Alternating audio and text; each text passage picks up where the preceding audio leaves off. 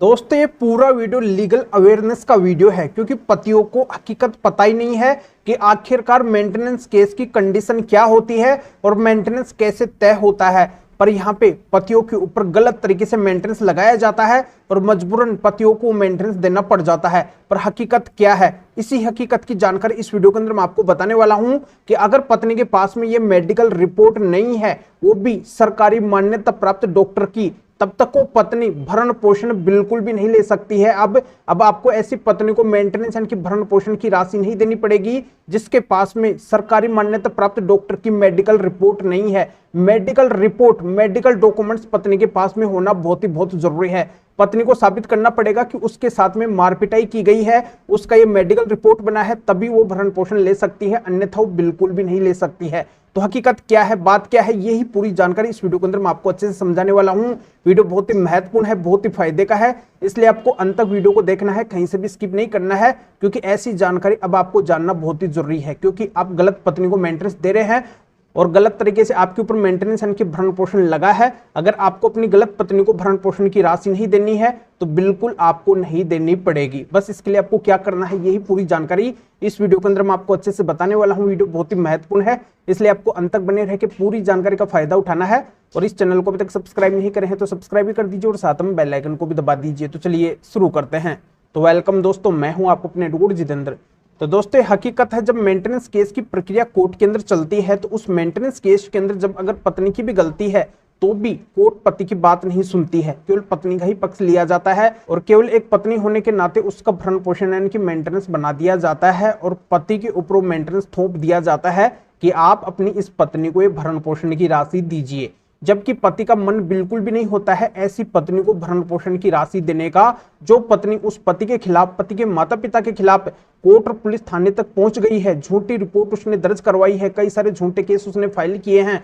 तो क्या पति फिर भी ऐसी पत्नी को भरण पोषण की राशि देना चाहेंगे? बिल्कुल भी नहीं देना चाहेंगे, क्योंकि ये पति की मेहनत की कमाई होती है और इस मेहनत की कमाई को उस गलत पत्नी को बिल्कुल भी नहीं देना चाहते हैं। बहुत सी पत्नियां तो ये भी करती हैं कि पति के ऊपर मेंटेनेंस का केस करके, मेंटेनेंस लगवा के और उस मेंटेनेंस के पैसे से ही पति के ऊपर केस डाल देती है, पति के ऊपर केस चला के रखती है, यानी कि पति के पैसे से ही वो पति का नुकसान करती है। और इससे फिर पति बहुत ज्यादा दुखी और परेशान होते हैं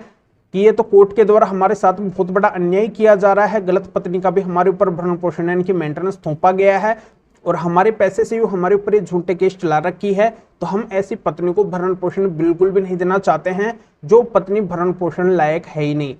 तो दोस्तों यही सॉल्यूशन आज के वीडियो के अंदर मैं आपके लिए लेके आया हूं कि अब आपको ऐसी पत्नी को भरण पोषण की राशि नहीं देनी पड़ेगी जिस पत्नी ने झूठा आपके ऊपर भरण पोषण का केस किया है। यानी कि वो अगर भरण पोषण लेने लायक है ही नहीं, उसमें अगर पूरी गलती उस पत्नी की है, तो आपको उस पत्नी को भरण पोषण बिल्कुल भी नहीं देना पड़ेगा। तो बात क्या है, अब आपको क्या करना होगा, ये पूरी जानकारी अब मैं आपको अच्छे से समझाने वाला हूं। दोस्तों मैं आपको बताना चाहता हूं कि जो पत्नी क्रूर हत्याचारी होती है वो क्या करती है कि आपके ऊपर कई सारे झूठे एलिगेशन लगाती है, झूठे आरोप लगाती है कि मेरे पति और पति के घर वालों ने मेरे साथ में घरेलू हिंसा की है, मेरे साथ में मारपिटाई की है, वो मुझे यातनाएं देते थे, मुझे परेशान करते थे, मुझे मारते थे, पीटते थे, मुझे गाली गलौज निकालते थे, मुझे धमकियां देते थे, मेरी जान लेने की भी इन लोगों ने कोशिश की है और मुझे मारपीट के अभी घर से बाहर निकाल दिए हैं। तो ऐसे में मुझे अब भरण पोषण की जरूरत है और फिर से मैं मेरे ससुराल के घर के अंदर जाना चाहती हूँ, क्योंकि अब मेरा रहने का कोई भी ठिकाना नहीं है। तो दोस्तों मैं बता देता हूं आपको कि ये पत्नी जितने भी आरोप लगा रही है, जितने भी एलिगेशन लगा रही है,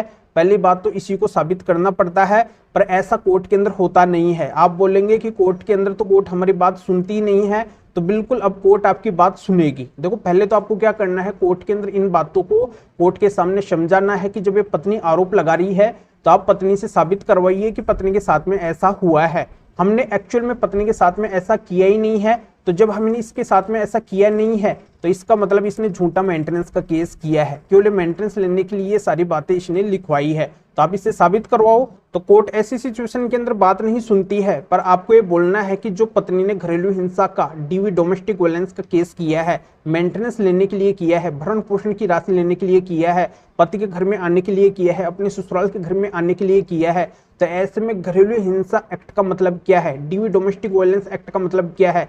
इसका मतलब साफ साफ प्रतीत हो रहा है कि पत्नी के साथ में घरेलू हिंसा होनी चाहिए, यानी कि पत्नी को ये घरेलू हिंसा साबित करनी पड़ेगी कि उसके साथ में बिल्कुल गलत किया गया है, घरेलू हिंसा की गई है, उसको मारा गया है, पीटा गया है, उसके साथ में गाली गलौज की गई है, धमकियां निकाली गई है और उसको यातनाएं दी गई है, उसको मारने की भी कोशिश की गई है, उसको मारपीट के घर से बाहर निकाल दिया है। तो पहले तो आप उसका मेडिकल रिपोर्ट वहां पे मांगिए कि अगर पत्नी यहाँ पे बता रही है कि उसके साथ में इतना डेंजर लेवल का अत्याचार हुआ है, उसके साथ मारपिटाई भी हुई है, उसकी इंजरी भी आ गई है, उसकी जान लेने की भी कोशिश की है, तो क्या उसके पास में ऐसी कोई मेडिकल रिपोर्ट है? अगर नहीं है तो इससे प्रतीत हो रहा है कि पत्नी के साथ में घरेलू हिंसा की नहीं गई है। अगर मेडिकल रिपोर्ट भी नहीं है तो क्या उसके पास में ऐसा कोई वीडियो है, ऐसी कोई रिकॉर्डिंग है, ऐसा कोई सबूत है जो उसके साथ में घरेलू हिंसा की गई हो? उस सबूत के अंदर ये साफ साफ दिख रहा हो। पत्नी के पास में अगर ऐसा सबूत भी नहीं है तो इन सबसे प्रतीत हो जाएगा कि पत्नी के साथ में घरेलू हिंसा हुई नहीं है। कुल मिला के अगर पत्नी कोर्ट के अंदर घरेलू हिंसा को साबित नहीं कर पाती है कि उसके साथ में घरेलू हिंसा हुई है,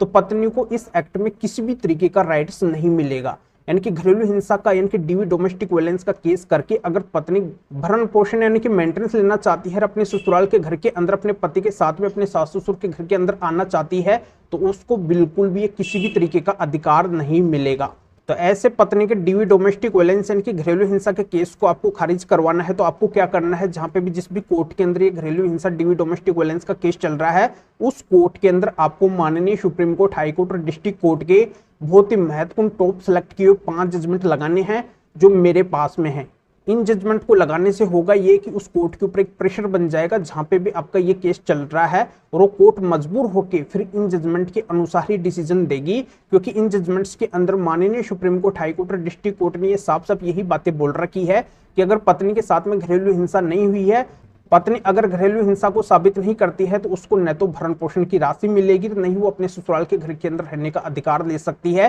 किसी भी तरीके का राइट्स नहीं ले सकती है। पूरा घरेलू हिंसा डीवी डोमेस्टिक वायलेंस खारिज किया जाएगा, खारिज करने योग्य होगा। तो आज तक जिन भी पति ने अपने झूठे डीवी के केस में इन 5 जजमेंट का सहारा लिया है, जिन पतियों को इन 5 जजमेंट का पता था, केवल वही झूठे डीवी केस से बरी हुए हैं, बाहर निकले हैं, और पति नहीं, पति के परिवार वाले, रिश्तेदार सभी ऐसे झूठे डीवी केस से बाहर हो गए हैं। ये केस पूरी तरह से खारिज हो गया है, पर इन जजमेंट्स का हर किसी को पता नहीं है, और पता है तो कोई जल्दी से बताता भी नहीं है। तो ऐसे महत्वपूर्ण 5 जजमेंट अगर आप मेरे से लेना चाहते हैं और पूरे डीवी केस को आप जड़ से खत्म करवाना चाहते हैं, खारिज करवाना चाहते हैं, और पत्नी को न तो आप भरण पोषण की राशि देना चाहते हैं, नहीं आप उसको अपने साथ में रखना चाहते हैं, तो इन 5 जजमेंट को लेके अपने झूठे डीवी के केस में जरूर लगा देना, और पूरी तरह से वो केस खारिज हो जाएगा, तो पत्नी को कुछ भी नहीं मिलने वाला है। तो ये डीवी डोमेस्टिक वायलेंस घरेलू हिंसा केस से रिलेटेड 5 महत्वपूर्ण जजमेंट के सेट को अगर आप मेरे से लेना चाहते हैं, तो इस वीडियो को डिस्क्रिप्शन में जाइए, या फिर जो स्क्रीन के ऊपर आपको व्हाट्सएप नंबर दिखाई दे रहा है, तो इस व्हाट्सएप नंबर के ऊपर भी आप व्हाट्सएप पे मैसेज करके